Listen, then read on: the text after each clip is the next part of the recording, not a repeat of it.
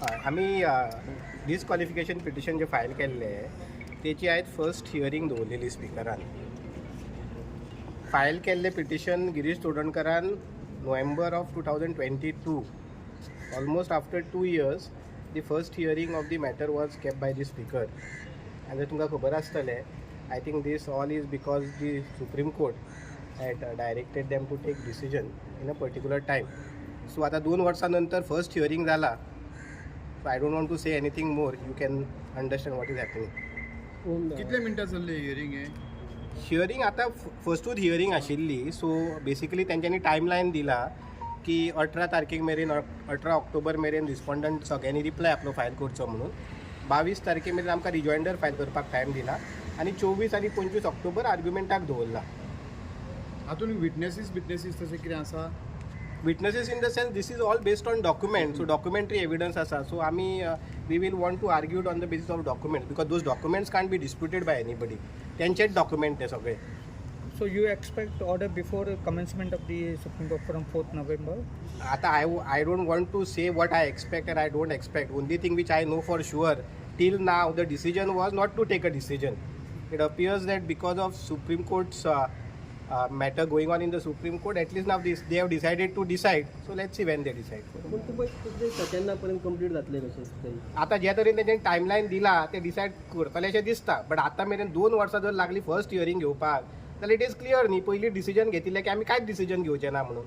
पण अशें जर आनी 2 वर्सां ते फक्त 18 तारखेक नेक्स्ट डेट दिला. 18 तारखेक मेरेन तांकां रिप्लाय फायल कर म्हटलं 8 जाणां आनी 22 तारखेक आमकां कितें रिजॉइंडर जाय जाल्यार फायल कर म्हटलं आनी आर्ग्युमेंटाक 24 आनी 25 ऑक्टोबराक दवरला. 2 days are enough for argument according to you? It is enough. If 2 days the matter is argued, it is more than enough.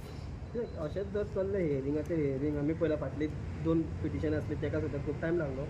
2 वर्सां लागीत जाल्यार टर्मूच सोंपतलो न्हू एमएलएनचो. तेंच म्हटलें ना रे, डिसिजन पयलींच घेतिल्लें की डिसायडूच करप ना. That is the best way न्ही. सो तो टर्म सोंपच्या पयलीं डिसिजन जाल्लो बरो न्ही. जावकूच जाय न्ही म्हणून आमी सुप्रीम कोर्टा मेरेन गेला न्ही की बाबा कितें डिसायड करता तें बेगीन डिसायड करा. कित्याक at least once you decided one way or the other मागीर we can avail our remedies न्ही. हायकोर्टान वचपाचें, सुप्रीम कोर्टान वचपाचें आनी ताका लागून आमी मुद्दम सुप्रीम कोर्टा मेरेन गेला की डिसायड कर म्हणून बेगीन. सुप्रीम कोर्टाची आतां मॅटर टेंटेटिवली 4 नोव्हेंबराक दाखयता. सो होपफुली तेच्या पयलीं डिसायड करतले अशी आमी we expect that they should decide it. But also there was High Court directives were there, no? May last year. हय, पयलीं आमी हायकोर्टान गेले. हायकोर्टानूय तांकां सांगिल्लें बेगींतल्या बेगीन डिसायड करा. काय जालें ना. मागीर सुप्रीम कोर्टान आमी गेले. सुप्रीम कोर्टानूय लास्ट हियरिंगान म्हणिल्लें की बाबा करा डिसायड बेगीन म्हणून. They have recorded something in the order which you all must have read. So therefore I think because of that the hearing at least is happening for which we are happy I guess. आयज फर्स्टूच hearing आशिल्ली. So जे रिस्पॉन्डंटचे आदोगाद आशिल्ले तेंच्यांनी आयलो आनी तेंनी reply file करपाक time मागलो.